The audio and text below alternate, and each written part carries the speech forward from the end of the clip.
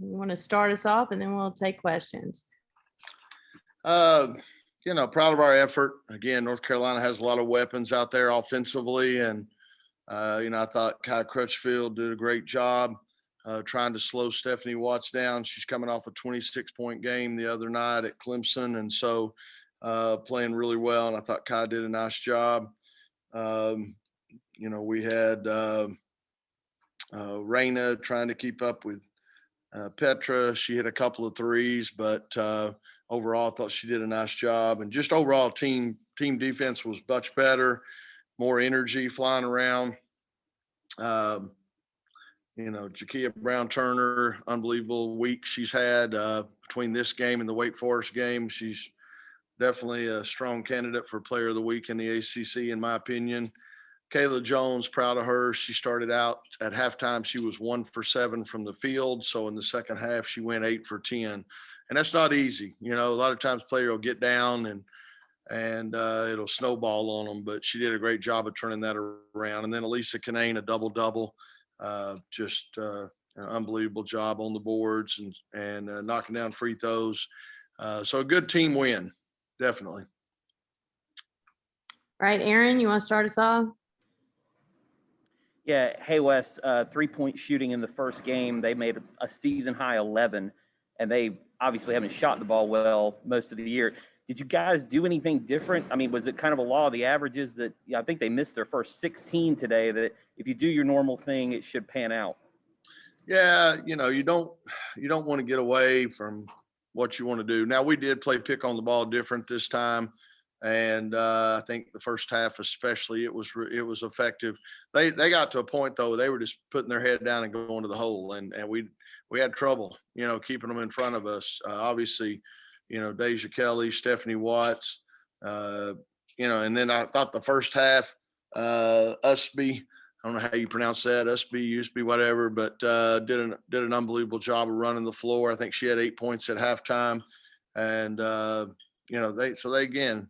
Janelle Bailey's tough down there on the block. So they got a lot of people that can score the ball, and keeping it in the low 60s is more what we want to try to do. So, like I said, I thought we, as a team, did a pretty nice job for the most part. To follow up just really quickly, Jacia had a great game scoring. Kayla's had big games, another one today. We know what Elisa can do. What does it say about this group that you have multiple people that can sort of step up with really big scoring games, that it's not just one person you've got to lean on? Yeah, I mean, definitely. And, Raina and Kai are capable of having big games as well and getting hot. So, like I said, Kai's been doing an unbelievable job defensively. So the last few games, taking the toughest matchup and really holding her own. So, and of course, Jada Boyd coming in off the bench. We're trying to, Camille Hobby coming in, doing a good job. So would like to probably add one more to the rotation at some point. I know we're running out of season, but I like the way we're playing as a team right now. Andrew.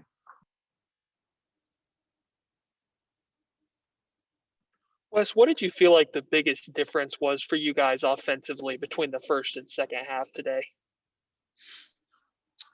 Yeah, I'm not sure. I mean, I think we settled down a little bit offensively and shot the ball better, obviously. That's the thing. When we went over there, I mean, they shot the lights out. You got to give them credit.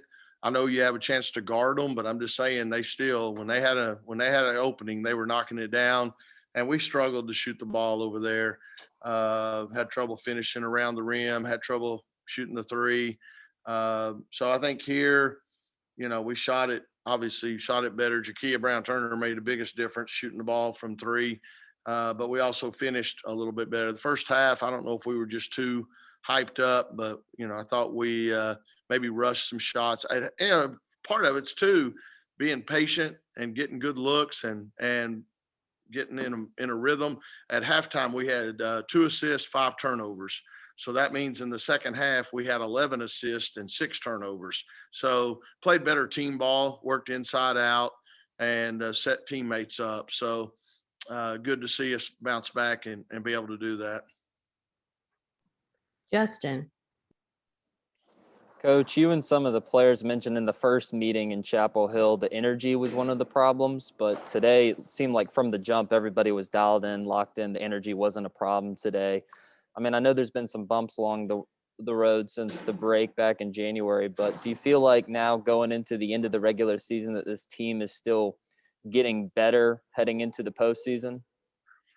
Man, I hope so. That's what you got to do if you want to make a run. In the ACC or the NCAA tournament, if you want to stick around, you got to be hitting on all cylinders. Part of that goes back to also, though, I think over there at their place, we just struggled so much to hit shots, and we let that affect our defense. We let that affect our energy. We hung our heads a little bit, whatever. I tried to use the analogy of baseball. If you go 0 for 4, you better be playing well, out on the field defensively and not letting the offensive struggles affect your whole game. And we got to make sure we lock into that idea of I can still help the team win if I defend and rebound. And if you want to survive and advance, as we would say here at NC State, you're gonna have a game or two where you don't shoot well. And I'm talking about in the postseason. And if you don't defend and rebound, you're going home. So trying to keep getting that point across. But I hope we're getting better. We better be getting better if we want to stick around in March. And a quick follow-up, just considering how well defensively you guys played in the first half. I mean, I know it's a 19-point game, a lopsided game, but do you still feel like maybe you left a little bit out there with some of the offensive opportunities in that first half? Well, heck, I think we left some out there defensively. We let them score 8 points out of fast break. Utsby, again, somebody help me. How do you pronounce her name? But she outran us. She out-hustled us. And like I said, she got 8 points in the first half, and I think they were probably all transition, just beating us down the court. We fouled them some. They hit 5 free throws. So, again, they had, fast break points, 8 and 5 free throws, 13 of their 21 points were right there. So, yeah, I definitely felt like we left some on the table. And then, like you mentioned, 2 assists, 5 turnovers, didn't shoot it great. So, yeah, I would have liked to have had a better lead at halftime, no doubt, and feel more comfortable. Thanks, Coach. Mm-hmm. I'm going to take a couple more, Brett. Wes, it's kind of a follow-up to the lead into the postseason. You've got, I believe, 2 regular season games left. How much does a performance like this, especially the second half, kind of help build that momentum toward where you want to be? I hope it does. We've got, I'm calling them dress rehearsals. We got 2 more dress rehearsals before we start playing in the postseason, start a new season. But I need to probably lighten up a little bit. I know I'm hard on them. I'm thinking if it ain't perfect, it ain't right, and so I probably at some point need to lighten up a little, driving them pretty hard. But, we're trying to close that gap between where we are and where we could be if we cleaned everything up, trying to close that gap as much as we can. So definitely, like I said, we've got to keep getting better, got to keep fixing things, and hope that, like I said, we're playing our best basketball in March. Thanks a lot, Wes. Thank you. All right, Lawrence, we're going to let you wrap it up.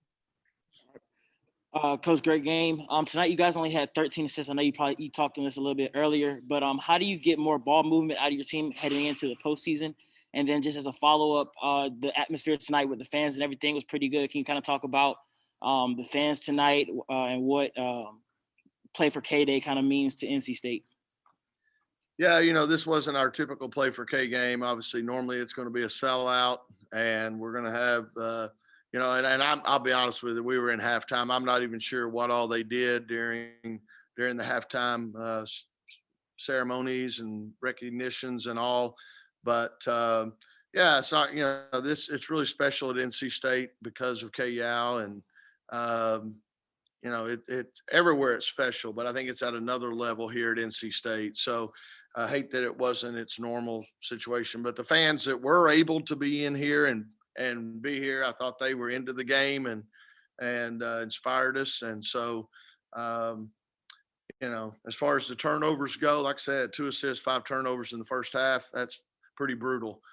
Part of it might have been we were missing some shots, but I think a lot, and I'll take part of the blame. You know, they had a player or two in foul trouble, and I probably tried to isolate that matchup a little too much, and that makes you go one-on-one and trying to draw the third foul on some people.